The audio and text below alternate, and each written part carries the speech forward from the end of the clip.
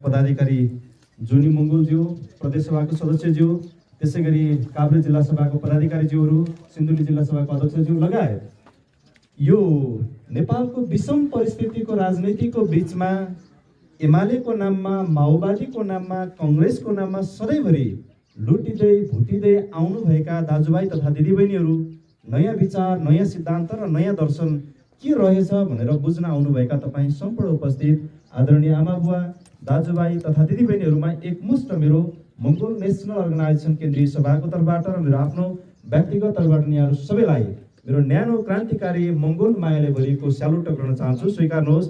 जय मङ्गोल। कुरा धेरै आइसकेको छ। पूर्वोक्ता मित्रहरूले धेरै लामो आफ्नो मन्तव्यको क्रममा भूमिका बाँधिसक्नु भएको छ। म तपाईँहरूसँग लामो समय लिन चाहन्न। मैले अघि पनि भनिसकेको छु कि यो देश नेपालमा एमाले, माओवादी, कङ्ग्रेसको नाममा लुटिँदै भुटिँदै आएको हामी जनताहरूको अबको भावी बाटो अथवा अबको आगामी दिन पनि के आजसम्म एमालेको नाममा, कङ्ग्रेसको नाममा, माओवादीको नाममा, राप्रपाको नाममा, लोकतान्त्रिक समाजवादी पार्टीको नाममा अथवा अहिले आएको जनता समाजवादी पार्टीको नाममा हामीले जस्तो खालको एउटा परिवेश बेहोर्न बाध्य भयौँ, अबको बाँकी दिन पनि यस्तै हो कि कस्तो हो भन्नको निमित्त तपाईँहरू यहाँनिर विवश भएर आउनुभएको छ भन्ने मलाई लागेको छ।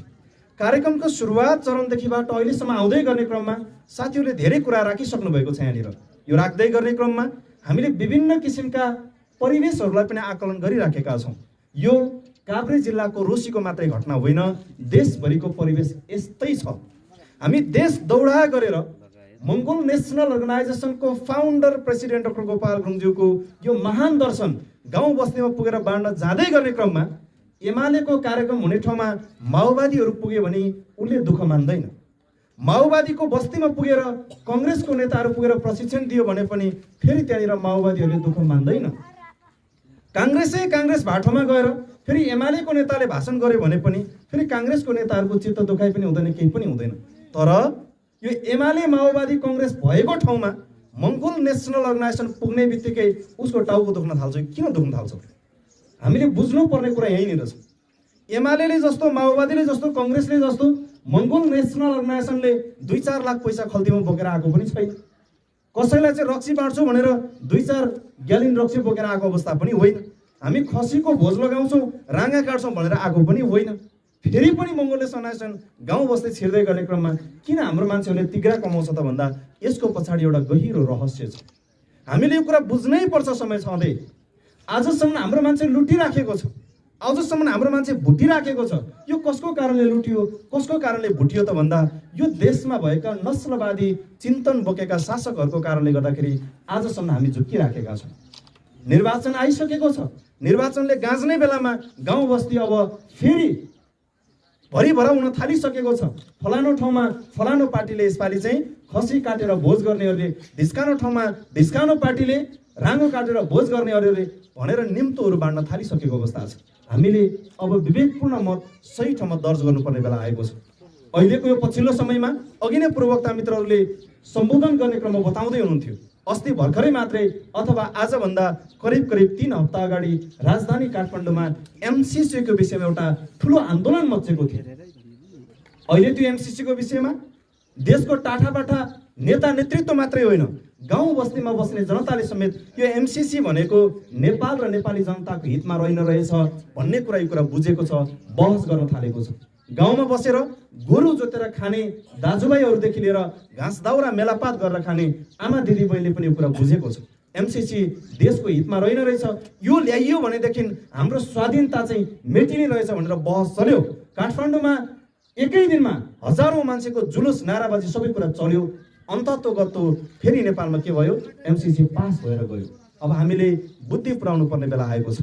हामीलाई चुनावको बेलामा गाउँ बस्तीमा छिरेर हाम्रो मान्छेलाई झुक्काएर भन्छ जनता भनेका त जनार्दन हुन्, तपाईँले दिएको मतले म यो देशको मालिक बन्दैछु अथवा म यो देशको शासक बन्दैछु, यस कारणले गर्दाखेरि तपाईँहरूको मत सही ठाउँमा हालेर एकचोटि हामीलाई चाहिँ नेतृत्व पङ्क्तिमा पुर्याइदिनु पर्यो भनेर झुक्काएर मत माग्न आउँछ। हिजो 74 सालको स्थानीय तहको निर्वाचन, प्रदेश प्रतिनिधि सभाको निर्वाचनमा तपाईँले फर्केर हेर्नुहोस् त, अन्तिममा गएर नेपालमा रहेको 20% अल्पसङ्ख्यक शरणार्थी हिन्दू आर्य ब्राह्मण क्षेत्रीहरूले यो देशमा रहेका हामी 80% बहुसंख्यक मूलवासी मङ्गोललाई एक अर्कामा लडाउने, भिडाउने र सिद्धाउने भन्दा उसले अरू कुनै कामै गरेको छैन। तपाईले 74 सालको स्थानीय तहको निर्वाचन 2074 वैशाखमा सम्पन्न भएको स्थानीय तहको निर्वाचनलाई एकचोटि फर्केर हेर्नुहोस् त। आजभन्दा करिब 5 वर्ष पहिला देशभरि स्थानीय तहको निर्वाचनको बेलामा देशभरि कहीँ पनि कुनै पनि घटना घटेन। अहिले गाउँ गाउँमा हाम्रो मान्छे एमाले भनेको छ, माओवादी भनेको छ, कङ्ग्रेस भनेको छ, अनि एमालेको नाममा आफ्नै घरमा बस्ने दाइलाई माओवादी भनेर लान्छना लगाएको छ। फेरि कङ्ग्रेसको नाममा आफ्नै घरमा बस्ने एमाले दाइलाई लान्छना लगाएर एक अर्कामा लडाउने, भिडाउने र सिद्धाउने भन्दा अरू कुनै खेल नै भएको छैन। यहाँनिर 74 साललाई तपाईँले फर्केर हेर्नुहोस् त। 74 सालको स्थानीय तहको निर्वाचनमा देशभरि कहीँ पनि कुनै घटना घटेन। दोलखा जिल्लामा एउटा घटना घट्यो। तपाईँहरू कतिजनाले त्यो समाचार सुन्नुभएको छ। 74 सालको वैशाखमा घटना के घट्यो त त्यहाँनिर भन्दा माओवादीको कार्यकर्ताले हानेर एमालेको कार्यकर्ता मारिदिएको एउटा घटना बन्यो दोलखा जिल्लामा। हान्यो कसले भन्दा माओवादीले मरेको भन्दा एमाले मर्यो भनेर भन्यो। यो कहिलेको घटना भन्दा 2074 साल वैशाखको घटना। वैशाखमा एमाले र माओवादी भनेर कुटाकुट ठोकाठोक गरेर एमालेबाट माओवादीले हानेको प्रहारबाट एमालेको एकजना कार्यकर्ता मर्यो 74 सालको वैशाखमा। वैशाखपछि जेठपछि असार, साउन, भदौ, असोज, कार्तिक, मङ्सिर, त्यसको 6 महिना पछाडि उही एमालेको नेतृत्व गर्ने केपी ओली भन्ने बाहुन र माओवादीको नेतृत्व गर्ने पुष्पकमल दाहाल प्रचण्ड भन्ने बाहुन एकै ठाउँमा पुगेर वाम गठबन्धनको निमित्त चुनावमा गयो कि गएन? वैशाखमा एमाले र माओवादी झगडा गरायो, त्यसको 6 महिना पछाडि सँगै मिलेर चुनावमा सहभागी हुन गयो। त्यो 74 सालको वैशाखमा दोलखा जिल्लामा भएको त्यो घटनामा हान्ने ठाउँमा को थियो भन्दा माओवादी, मर्ने ठाउँमा को थियो भन्दा एमाले। अन्तिममा गएर अहिलेसम्म त्यो मुद्दा चलिराखेको छ दोलखाको जिल्ला अदालतमा। तपाईँले पल्टाएर हेर्नुभयो भने त्यहाँ के देख्नुहुन्छ भन्दा हान्दा कसले हान्यो भन्दा नाम मात्रै माओवादी, हान्ने ठाउँमा पनि तामाङ थियो, मर्ने ठाउँमा नि को मर्यो भन्दा एमाले, मर्ने ठाउँमा नि उही तामाङ थियो। त्यो दुईटा तामाङले के पायो? आखिर उसले केही पनि पाउन सकेन। यो त हामीलाई लडाउने, भिडाउने, सिद्धाउने एउटा प्रपञ्चयुक्त यिनीहरूको एउटा षड्यन्त्र मात्रै हो। अब अहिले चुनाव आइसकेको छ। यो चुनावको बेलामा हामीले खासमा निर्वाचन भनेको नेता अथवा नेतृत्वलाई प्रश्न गर्ने समय हो। 2074 सालको चुनावमा होइन, एमाले र माओवादी गठबन्धनको नाममा तपाईँ हाम्रो गाउँ बस्तीमा आएर चुनावमा भोट माग्दै आएर एमालेको अध्यक्ष केपी ओली र माओवादीको अध्यक्ष प्रचण्डले एउटै मञ्चबाट भाषण गरेर उनीहरूले के भनेका थिए त्यति बेला? सुखी नेपाली, समृद्ध नेपालको सपना कहाँ पुग्यो? जनताको घर घरमा पाइपबाट ग्यास पठाउने कुरा कहाँ पुग्यो? हामीले खोज्नुपर्ने बेला हो यो खासमा अहिले। तर अहिले हाम्रो मान्छेले यो खोज्छ अब भन्ने कुरा थाहा पाएर मङ्गोल नेसनल अर्गनाइजेसन गाउँ बस्तीमा छिरेर राजनैतिक प्रशिक्षण चलाउन आँट्यो भन्ने बित्तिकै एमाले, माओवादी, कङ्ग्रेसमा लाग्ने मान्छेहरूको खुट्टा कमाएर एमएनओलाई रोक्ने कुचेष्टा भइराखेको अवस्था छ। यो हामीले समय छँदै बुझ्न सकेनौँ भने यसले तपाईँ हामीलाई दिने एउटा दुष्परिणाम जुन छ त्यो परिणामको असर यति गहिरो असरको रूपमा निस्किन्छ कि त्यसले तपाईँ हाम्रो आउने भावी सन्तान र सन्ततिहरूको भविष्य आफ्नै मुलुकमा अन्धकारमय एउटा चाहिँ युगतिर धकिलिने अवस्था छ। यसकारणले गर्दाखेरि हामीले समय छँदै यो देश नेपालभित्र मङ्गोल नेसनल अर्गनाइजेसनको फाउन्डर प्रेसिडेन्ट डाक्टर गोपाल गुरुङज्यूले भद्रकोट जेलभित्र 3 वर्ष बसेर सङ्घर्ष गरेर स्थापित गर्नुभएको, 5 वर्ष भूमिगत जीवन जिएर ल्याउनु भएको परिवर्तन, यो लोकतन्त्र, धर्मनिरपेक्ष र प्रान्तीय संहिता मुलुकमा जोगाउन सकेनौँ भनेदेखि तपाईँ हाम्रो आउने भावी सन्तान र सन्ततिहरूको भविष्य यो मुलुकमा सुनिश्चित हुन सक्दैन। यो कुरालाई तपाईँ हामीले समय छँदै बुझ्नुपर्छ। यो मुलुकमा तपाईँ हामीले अलिकति यसलाई गहिरिएर हेर्ने हो भने एमाले, माओवादी, कङ्ग्रेसकै नामबाट पनि तपाईँले हेर्नुहोस् हाम्रो मान्छेहरूले गरेको राजनीतिबाट तपाईँ हामी कति सुरक्षित छौँ। हिजो 74 सालको चुनाव, त्योभन्दा पहिलाको 70 सालको दोस्रो संविधान सभाको निर्वाचन अथवा त्योभन्दा 6 वर्ष पहिला 2064 सालको प्रदेश तथा प्रतिनिधि सभाको 74 सालको प्रदेश तथा प्रतिनिधि सभाको निर्वाचनलाई नै तपाईँले फर्केर हेर्नुभयो भने आज हामीलाई देशबाट संवैधानिक रूपमा अघि नै प्रवक्ता मित्रले कुरा ल्याइसक्नु भएको छ। एउटा राजनीति गर्ने नेतृत्व र नेता भनेको त्यो गाउँको, त्यो बस्तीको, त्यो समाजको जनताहरूलाई सुरक्षित हिसाबले अवतरण गराउनु उसको एउटा कर्तव्य हो। तर हिजो 2070 सालको दोस्रो संविधान सभाको निर्वाचनमा हाम्रो यही क्षेत्रबाट, यही इलाकाबाट मङ्गोलहरूले हाम्रै मान्छेलाई जिताउनु पर्छ भनेर मत दिएर पठाएका नेता नेतृत्वले कहाँनिर बदमासी गर्यो भन्ने कुरा अब हामीले पल्टाएर हेर्नुपर्ने बेला आएको छ। अहिले हामीलाई 2072 सालमा मुलुकमा जारी भएको संविधानले संवैधानिक हिसाबले तपाईँ हामीलाई यो देशको जनजातिको रूपमा, शरणार्थीको रूपमा, आदिवासीको रूपमा चित्रित गरिदिइसकेको अवस्था छ। पूर्ववक्ता मित्रहरूले बताइसक्नु भएको छ। आदिवासी र जनजातिको परिभाषा, आदिवासी भनेको आदिम बासिन्दा मात्रै हो, उत्पत्ति बासिन्दा होइन। जनजाति भनेको त शरणार्थी हो। जनजाति भनेर कसलाई जनजाति भनिन्छ भने जसको बस्ने घर छैन, जसको आफ्नै जमिन छैन, त्यस्तो मान्छेलाई जनजाति भनिन्छ भनेर व्याख्या गरिदिएको छ। अनि हामी यो देशको गुरुङ, मगर, तामाङ, राई, लिम्बू, शेर्पा, कोचे, मेचे, धिमाल, कामी, दमाई, सार्की, स्यामे, पोडे, गाइने, थारू, दनुवार, सुनवार, जिरेल, सुरेल, नेवार, हामी सबै आँखा चिम्चो नाक थेप्चो भएका मान्छेहरूलाई जनजातिको क्याटेगोरीमा चाहिँ उसले के गर्दैछ त भन्दा परिभाषा दिएर संविधानभित्र नै तपाईँ हामीलाई जोड दिइसकेको छ। अनि त्यही संविधानभित्र फेरि संविधानको धारा 84 को धारा 2 मा नेपालमा रहेका 20% अल्पसंख्यक बाहुन क्षेत्रीहरूको अधिकार संविधानको धारा 84 को धारा 2 मा खस आर्य भनेर स्पष्टसँग चाहिँ संविधानभित्र उनीहरूलाई बजाइसकेको छ। उनीहरूको अधिकार संविधानभित्र ल्याइसकेको छ। त्यो 2072 सालमा घोषणा भएको जुन संविधान थियो, त्यो संविधान लेख्ने बेलामा बाहुन क्षेत्री मात्रै होइन, हाम्रै मान्छेले नै जितेर गएको थियो एमाले माओवादी कांग्रेसको नामबाट अथवा राप्रपाको नामबाट। 72 सालको असोजमा घोषणा भएको संविधानको धारा 84 को उपधारा 2 मा हिन्दू, आर्य, बाहुन क्षेत्रीहरूको अधिकारको निमित्त खस आर्य भन्ने अधिकार पास गर्दै गर्दाखेरि एमाले माओवादी कांग्रेसबाट जितेर गएका हाम्रो मान्छेहरूले पनि हाम्रो अधिकारको निमित्त संविधानको धाराभित्र स्पष्टसँग हामीलाई मूलवासी र मंगोल लेखिनुपर्छ भनेर हाम्रो मान्छेले नि त्यहाँनिर कलम चलाउन सक्ने एउटा तागत राख्नु पर्थ्यो। तर उनीहरूले त्यो तागत राख्न सकेनन्। त्यो राख्न नसकेको कारणले गर्दाखेरि आज संविधानभित्र नै हामीलाई आदिवासी र जनजाति बनाइसकेको अवस्था छ। यो आदिवासी र जनजाति भन्ने शब्दको असर यति गहिरो छ, तपाईले बुझ्नुभयो भने यसको गहिराईको कारणले गर्दाखेरि तपाईमा एउटा खालको आत्मग्लानि सृजना गर्छ यसले। हिजो यही जनजाति स्वीकारकै कारणले गर्दा आज हाम्रो मान्छेहरू घमण्ड गरेर भन्छ म त ब्याचलर डिग्री पास गरेको मान्छे, मलाई यो राजनीतिको कुरा आवश्यक छैन भन्छ। मान्छेले भन्छ मसँग 2-4 करोड 2-4 अरब छ, राजधानी काठमाडौँमा नै घर, काभ्रेमा पनि राम्रै राम्रो ठाउँमा मेरो चाहिँ घर जग्गा जमिन 2-4 लाख 2-4 करोड ब्याङ्क ब्यालेन्स भएको मान्छेलाई यो राजनीतिको कुरा मलाई आवश्यक छैन भनेर घमण्ड गर्नु हुँदैन। अब हामीले हिजो जर्मनको एउटा तानाशाही शासक हिटलर जसले दिनमा 3500 को दरले 60 लाख यहुदीहरूलाई ग्यास च्याम्बर भित्र हालेर जिउँदै मार्देको अवस्था थियो। त्यो दिनमा 3500 को दरले 60 लाख यहुदीहरूलाई ग्यास च्याम्बर भित्र हालेर मार्ने हिटलर संसारमा अहिले यस्तो कानुन निर्माण भइसकेको छ। 3500 को कुरा छोडिदिनुहोस्, कोही एकजना मान्छेलाई मारिदियो भने आजीवन जेल सजाय, त्यस्तै पर्यो भने उसलाई फाँसीको सजाय दिने कानुन संसारमा बनिसकेको छ। तर यही संसारमा दिनमा 3500 को दरले 60 लाख यहुदीलाई ग्यास च्याम्बर भित्र छिराएर मार्ने हिटलरलाई संसारको कानुनले समात्न सकेन। किन समात्न सकेन? किन सकेन भन्दा हिटलरले मारेको 60 लाख यहुदीहरू जर्मनको संविधान भित्र उनले जनजाति स्वीकारिसकेको अवस्था थियो। आज हाम्रो मान्छे म पढे लेखेको भनेर भन्छ। तपाई हामी सबैले स्कुल कलेज पढ्ने बेलामा हामीले पढेर आयौं विज्ञानको पिता भनेर पढ्ने अल्बर्ट आइन्स्टाइन, जसले E=mc² को फर्मुला प्रयोग गरेर संसारमा एटम बम बनाउने एउटा सल्लाह दिएको व्यक्ति थियो। विज्ञानको पिता हो। अल्बर्ट आइन्स्टाइनको जतिको बौद्धिकता भएको मान्छे अन्तिममा गएर अल्बर्ट आइन्स्टाइन जर्मनको एउटा सामान्य शासक हिटलरले लात दिएर खेद्यो पछाडि भागेर अमेरिकामा गएर निर्वासित जीवन जिउनु पर्यो। अल्बर्ट आइन्स्टाइनले लेखेर भनेको छ मेरो जीवन जहाँ बिते पनि मर्ने बेलामा म जन्मेको माटोमा गएर म प्राण त्याग गर्छु भनेर अल्बर्ट आइन्स्टाइनले भन्दा जर्मन गएर मर्न पाएन, उसले अर्काकै देशमा मर्नु पर्यो, मृत्युवरण गर्नुपर्ने अवस्था आयो।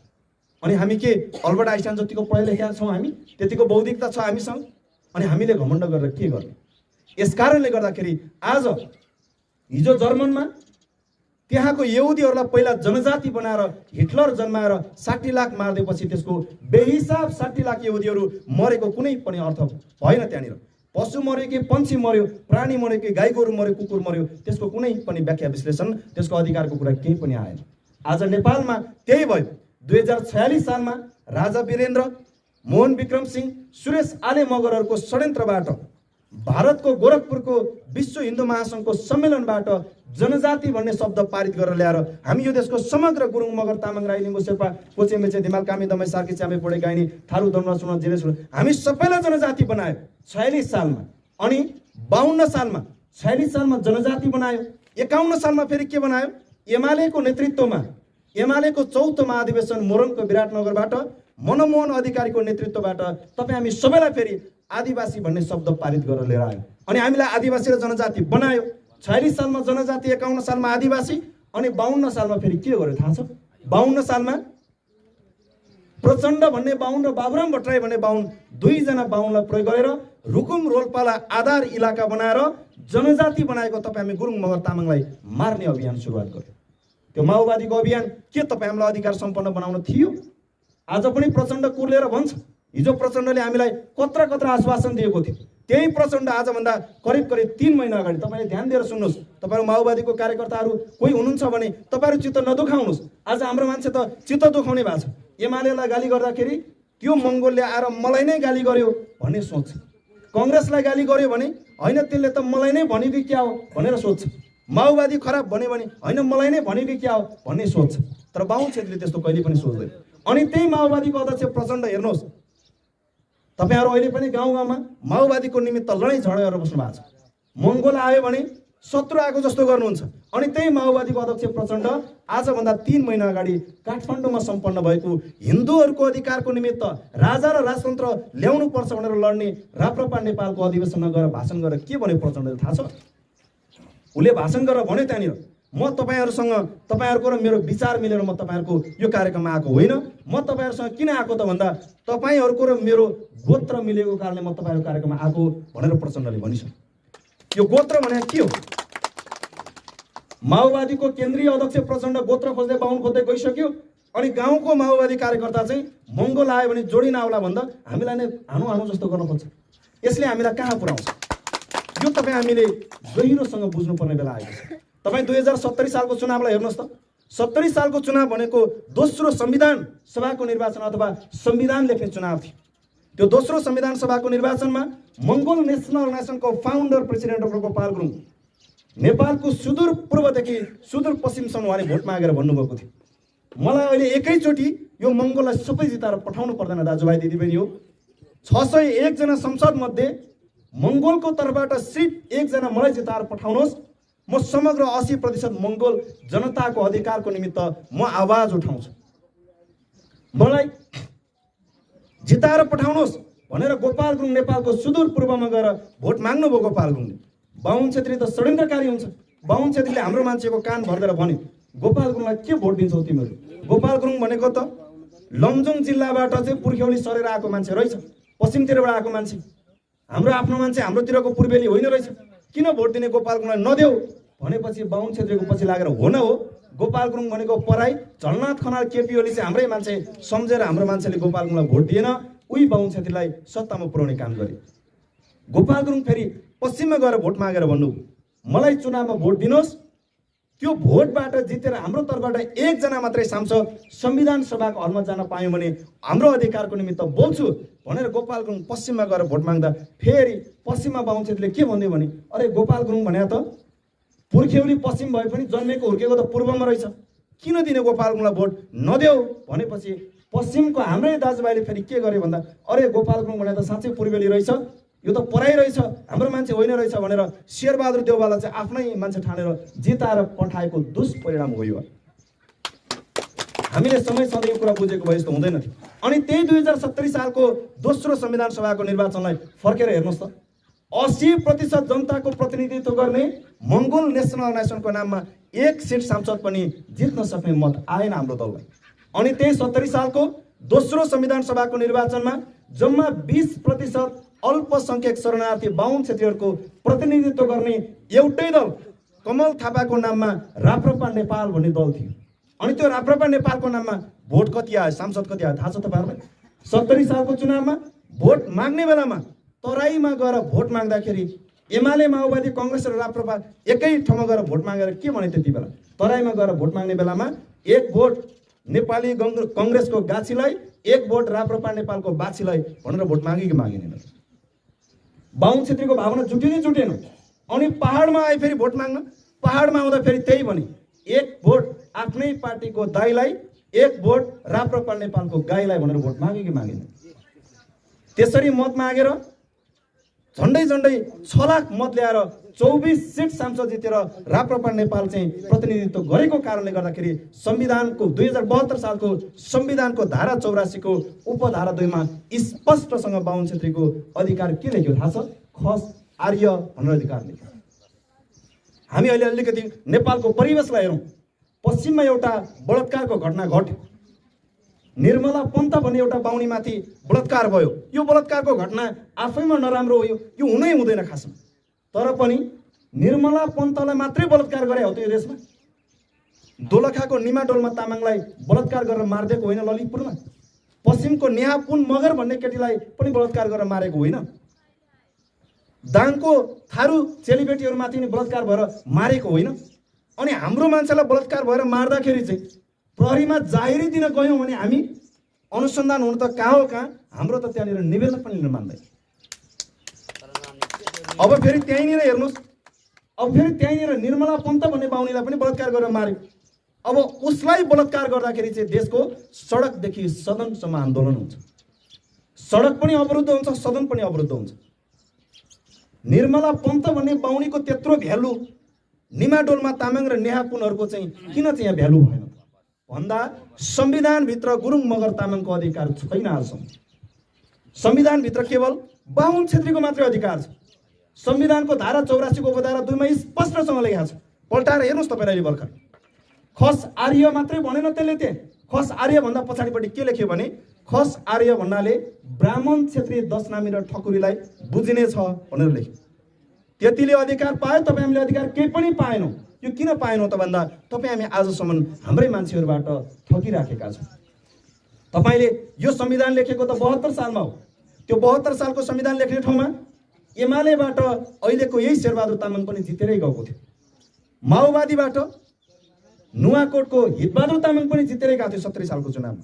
नेपाली कांग्रेसबाट बहादुर सिंह लामा पनि जितेरै गएको थियो, दिलमान पाखरिन पनि जितेरै गएको थियो तामाङकै हिसाबले हेर्ने हो भने।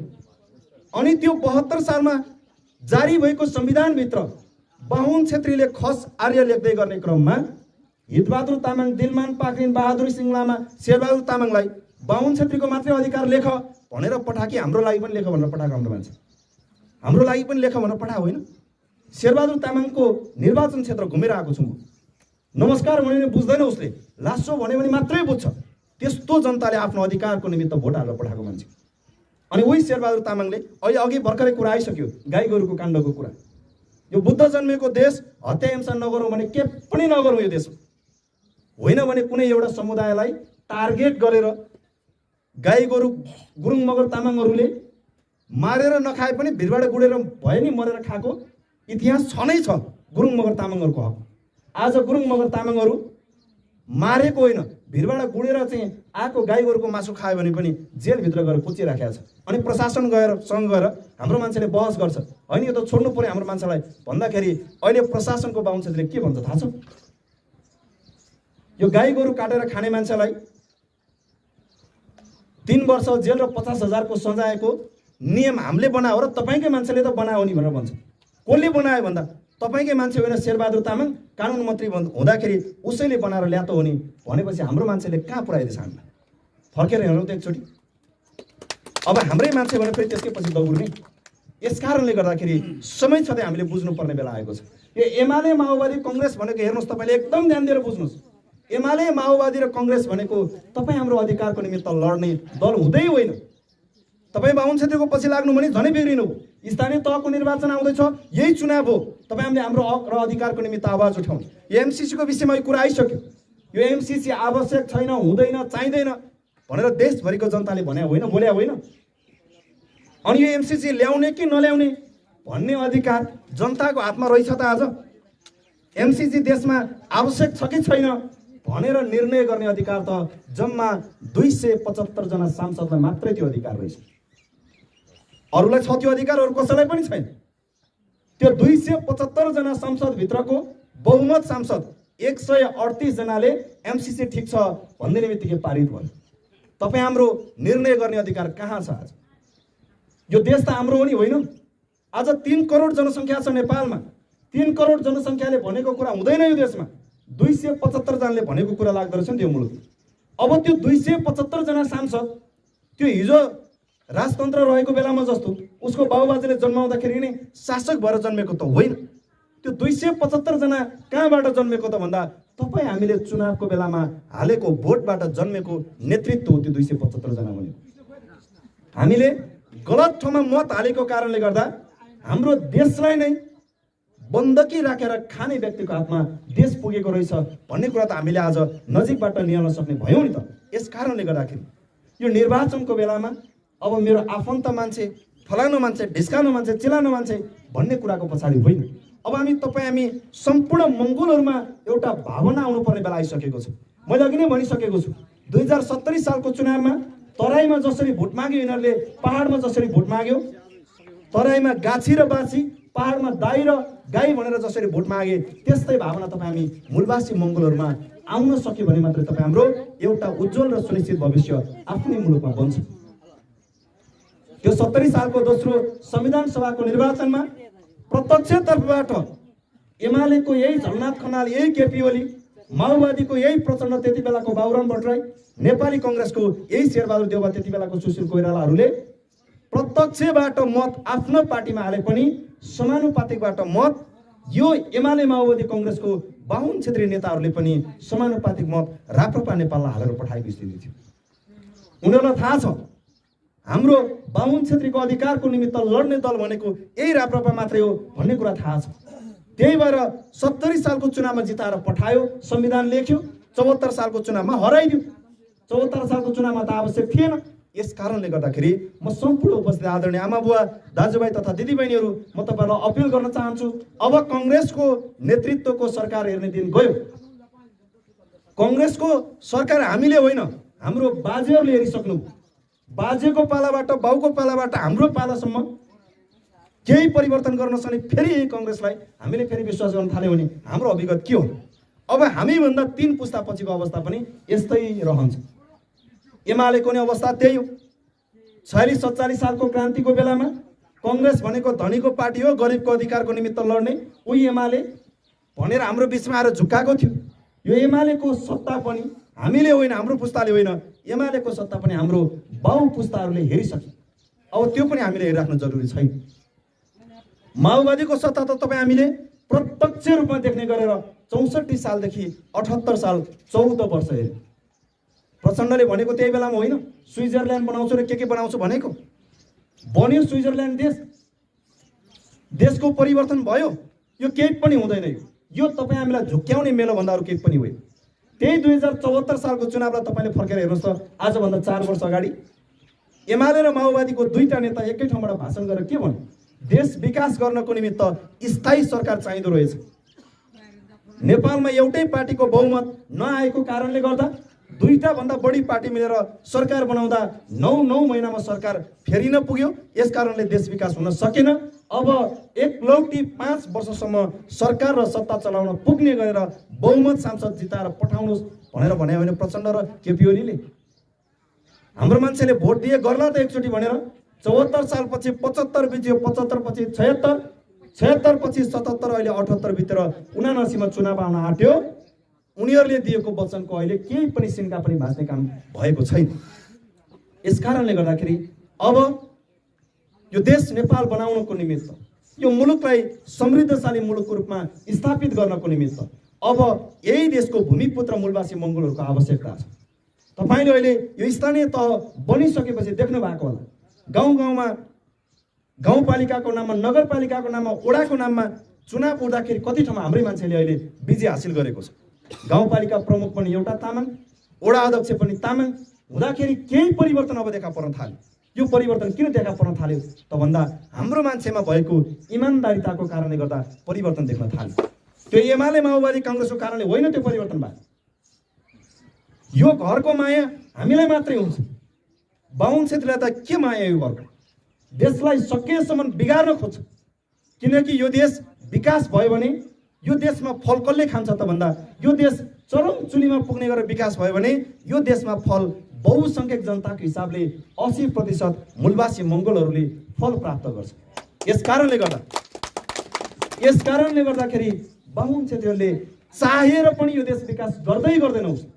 किन गर्दैन त भन्दा बाहुन क्षेत्रीहरूको निमित्त नेपाल भनेको उसको देश होइन, उसको घर नै होइन। तपाईको घरको माया मलाई के माया? तपाईलाई जति माया मलाई हुँदैन। तपाईको घरमा म कोठा भाडामा बस्न आएँ भने म त महिनाको 5000 तिर्छु, तपाईको कोठा प्रयोग गर्छु। तपाईको घरभित्र जताततै किला ठोकेर बिगार्दिन्छु, पानी पनि खोल्दिन्छु। तपाईको पानी खेर गए पनि मलाई के मतलब? तपाईको घर बिग्रे पनि मलाई के मतलब? म त महिनामा 5000 तिर्ने हो, भाडा तिर्ने, बस्ने हो। मलाई जुन दिन मन लाग्छ त्यही दिन म तपाईको घर छोडिदिन्छु, हिँडिदिन्छु। आज देश त्यस्तै भएको छ। यो देश नेपाल आज कसको हातमा छ त भन्दा भाडामा बस्न आएको मान्छेको हातमा देश भएपछि देश बन्छ। तपाईको घर तपाईले चलाउँदा बन्छ कि म भाडामा बस्न आउने मान्छेले चलाउँदाखेरि चल्छ? मलाई त के मतलब? तपाईको घर आगो लागे पनि लागोस्, डोजरले आएर भत्काए नि भत्काओस्, बाढी पसे नि पस्योस्, मलाई कुनै पनि मतलब हुँदैन त्यहाँ। आज देश त्यस्तै भएको छ। भाडामा बस्न नेपाल आएका मान्छेको हातमा सत्ता पुगेपछि देशले यो गति नबोयो र कसले बेहोर्छ? यस कारणले गर्दा घरले घरको मालिक खोजे जस्तै यो देश नेपालको यही मुलुकभित्र उत्पत्ति भएको मूलवासी मङ्गोल तपाईँ हामी जनताहरूलाई खोजिराखेको छ। यस कारणले गर्दाखेरि हामीले समय सधैँ यो कुरालाई बुझेर मङ्गोल नेसनल अर्गनाइजेसनको फाउन्डर, प्रेसिडेन्ट, महामानव डाक्टर गोपाल गुरुङज्यूले अगाडि सारिदिनु भएको यो मङ्गोलवाद दर्शनलाई हामीले नजिकबाट अब चिन्नै पर्छ, बुझ्नै पर्छ। यसको विकल्प छँदै छैन मुलुकमा। मान्छेले जतिसुकै भने पनि एमाले, माओवादी, कांग्रेस भनेको पद र पैसा देखाएर, मनी पावर र मसल्स पावर प्रयोग गरेर अङ्कगणितीय नतिजा ल्याउने मात्रै, अरू के पनि छैन। उसको परिवर्तन त सबै यो मङ्गोल नेसनले जे भन्छ त्यही कुरा मात्रै परिवर्तनको रूपमा अब यो मुलुकमा आउँछ। यस कारणले गर्दाखेरि हामीले ढिला नगरिकन मङ्गोल नेसनलाइजेसनको संस्थापक प्रेसिडेन्ट गोपाल गुरुङले देखाउनु भएको जुन एउटा युगान्तकारी बाटो छ, यो बाटोलाई हामीले समय सधैँ बुझ्नुपर्छ भन्ने कुरा म तपाईँहरूको बिचमा राख्न चाहन्छु। र बाँकी अन्य धेरै कुराहरू म तपाईँहरूसँग आगामी बसाइमा फेरि राख्दै जाउँला। म तपाईँहरूलाई फेरि पनि अन्तिममा भन्दैछु, एमसीसीको काण्ड पनि आयो देशमा। यो एमसीसीको नाममा कोही पनि छुतो छैन। यो एमाले पनि त्यस्तै हो, माओवादी पनि त्यस्तै हो, काङ्ग्रेस पनि त्यस्तै हो। अहिलेको पार्लियामेन्टमा प्रतिनिधित्व गर्ने सबै दल, यो सबै दलको मिलेमतो छ यो भित्र। कोही देखिने रूपमा, कोही अदेखा रूपमा त्यहाँ राष्ट्रवादी बनिन खोजेर तपाईँ हाम्रो अगाडि आएर फेरि पनि चुनावमा झुक्क्याउने खेल चाहिँ गर्दैछन्। यस कारणले गर्दाखेरि हामी नझुकिकन हामीले देख्यौँ नि, आज देश शरणार्थीको हातमा देश पुग्दाखेरि हामीले कस्तो खालको चाहिँ एउटा व्यवहार चाहिँ भोग्नु पर्यो। आज हामीले देख्ने यो उत्तरपट्टि देख्ने एउटै हिमालभन्दा उत्तरपट्टि तपाईँ हाम्रै दाजुभाइले चलाएको देश छ। आज संसारको पहिलो नम्बरको देशको रूपमा उभिसकेको छ। हाम्रो दाजुभाइले चलाएको देश संसारको 1 नम्बरको देश बनिसकेको छ यो हिमालभन्दा पारिपट्टि। अनि हिमालभन्दा वारिपट्टि संसारकै सबैभन्दा बाटो टाटो, जन्मिँदाखेरि नै सबै जानेर आएको बाहुन क्षेत्री जन्मजात बाटोले चलाएको देशको हालत हेर्नुहोस् आज कुन अवस्थामा छ।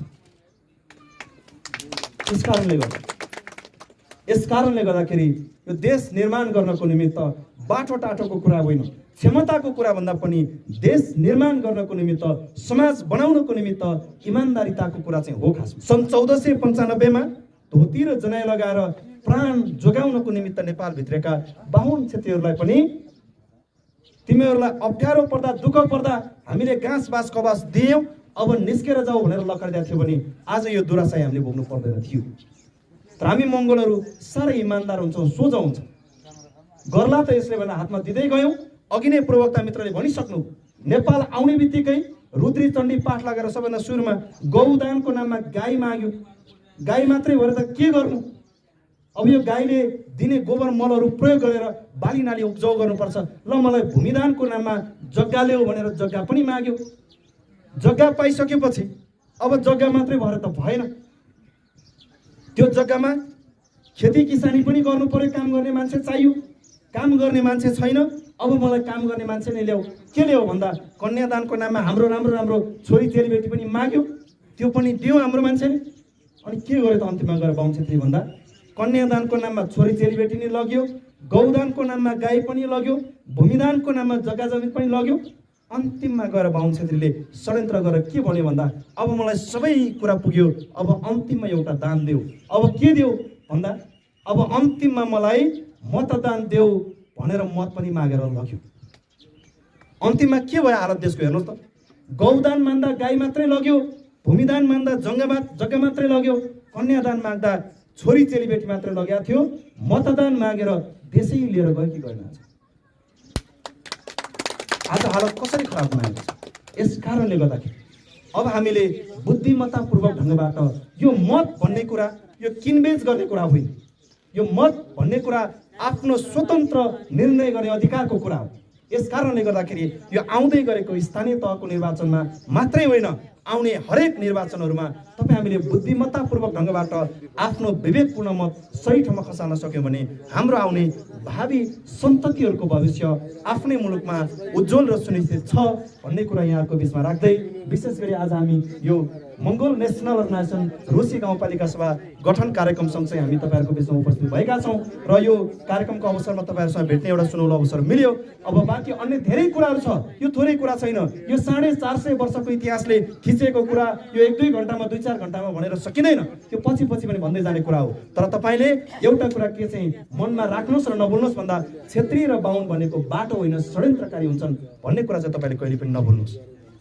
बाटो भएको भए आज देश कहाँबाट कहाँ पुगिसक्थ्यो? आज देश किन यस्तो अवस्थामा छ? अनि क्षेत्रीय र बाहुनले भनेको कुराको पछि पनि नलाग्नुहोस्। उसले भन्ने बेलामा एउटा भन्छ, गर्ने बेलामा अर्को गर्छ। उस भन्दाखेरि तामाङलाई अधिकार दिन्छु भन्छ, गर्दाखेरि तामाङको अधिकार कुण्ठित पार्छ। अनि यसको पछाडि लागेर हुन्छ। त्यस कारणले क्षेत्रीय बाहुनले के भन्छ होइन के गर्छ भन्ने कुरा तपाईँले निहालेर हेर्नुहोस्। तपाईँले स्पष्टसँग देख्नुहुन्छ उसको बदमासीको कुराहरू। यस कारणले गर्दाखेरि म तपाईँहरूलाई यति कुरा राख्दै बाँकी धेरै कुराहरू भन्नुपर्ने छ, धेरै कुरा बताउनु पर्ने छ। यो धेरै कुराहरू आगामी बसाइमा तपाईँहरूलाई बताउँला, तपाईँहरूलाई भनौँला भन्ने कुरा यहाँको बिचमा राख्दै आज विशेष गरी यो काभ्रे जिल्लाको रुसी गाउँपालिकामा तपाईँहरूसँग भेट्ने एउटा सुनौलो अवसर प्रदान गरिदिनु भएको म आयोजक सभा र यो आयोजक सभा सँगसँगै यो कार्यक्रमलाई सम्पन्न पार्नको निमित्त सक्रिय रूपमा प्रत्यक्ष रूपमा अप्रत्यक्ष रूपमा भूमिका खेलिदिनु भएको सम्पूर्ण साथीहरूलाई पनि म विशेष आभार प्रकट गर्न चाहन्छु। र यो कार्यक्रममा विशेष गरी तपाईँहरूको व्यस्त समयको बावजुद पनि हामीलाई तपाईँहरूको महत्त्वपूर्ण समय दिइदिनु भएकोमा, राम्रो कुरा सुनिदिनु भएकोमा म तपाईँ सम्पूर्ण उपस्थित आदरणीय आमा बुवा, दाजुभाइ तथा दिदीबहिनीहरूलाई पनि हार्दिक धन्यवाद व्यक्त गर्दै आगामी दिनमा फेरि पनि तपाईँहरूसँग भेट्ने बाचा गर्दै म अन्तिममा फेरि पनि तपाईँहरूलाई भने अब हामीले झुक्किनु हुँदैन। बाहुन छेत्रीले तेरो घाँटी समात्छु भन्छ, खुट्टा समात्दिन्छ, तेरो खुट्टा समात्छु भन्छ, घोक्रो समात्दिन्छ। यस्तो नियत भएको मान्छेबाट हामी सधैँभरि जोग्यौँ भन्ने कुरा यहाँको बिचमा राख्दै अहिलेलाई म तपाईँहरूबाट बिदा माग्छु। फेरि आगामी दिनमा तपाईँहरूसँग भेट्ने बाचा गर्दै म तपाईँहरूबाट बिदा लिन चाहन्छु। हस्त, जय मङ्गोल।